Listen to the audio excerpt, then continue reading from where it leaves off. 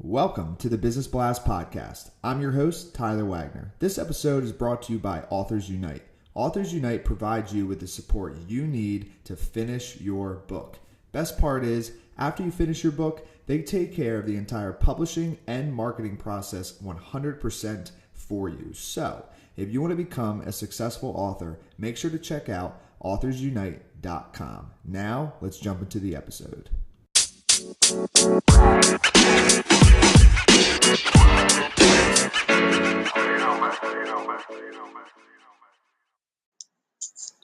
All right, everyone. Welcome back to another episode of the Business Blast Podcast. I'm your host, Tyler Wagner. Today I have Kristin Gallucci with us. She is a brand and marketing strategist. She has been helping Fortune 500 companies, mid-sized businesses, and startups turn their brands into icons for 20 years. She is also a LinkedIn expert and has been recognized as an influencer in the social realm. So welcome to the show.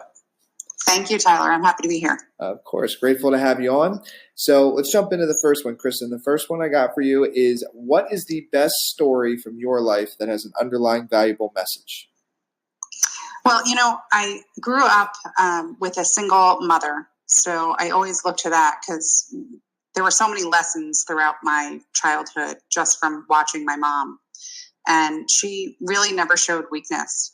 So while I'm probably tougher at times than I needed to be throughout my career, I definitely attribute that to her, is knowing that I'm always stronger than I think I am. That's kind of the message that I've taken away from that. She never let me believe she was struggling or had difficulties. And now I look to that as a guide to know that I'm stronger than I think I am. And what is the most valuable piece of information we should know that's within your expertise or industry? Well, as you can imagine, personal branding is kind of the buzzword right now, and I often get eye rolls when I mention the word personal branding. But the truth is that everyone has a brand, and really what you do with it is what makes the difference. What I can tell you is that those with a strong online and in-person presence always have more success.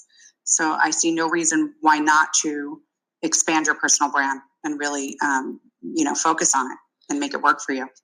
And it could tie in, but what's your best piece of overall business advice? So not necessarily industry specific. Yeah, well, I've worked with many different companies, all different sizes, types of people in the business. And I truly believe that culture is really connected to the brand. So, your culture, a positive culture, is really critical to success. And I believe that starts with the hiring process and continues through the life of someone being in a company, but it's also how people exit the company. That is also important. They carry your message of your brand forward. And if you could give your younger self one piece of advice, what would that be? Take more risks. I tend to be an overthinker. So I'm trying to practice that now in my older age to take more risks.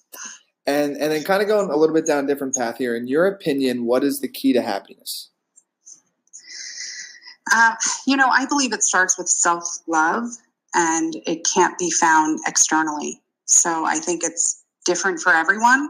For me, it's my kids, watching the joy my kids have.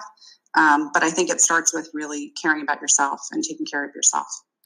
And what is the best book that you've read, and what was the number one thing you learned from that? Well, I've read a lot of incredible books, but most recently I read The Subtle Art of Not Giving an F by Mark Manson.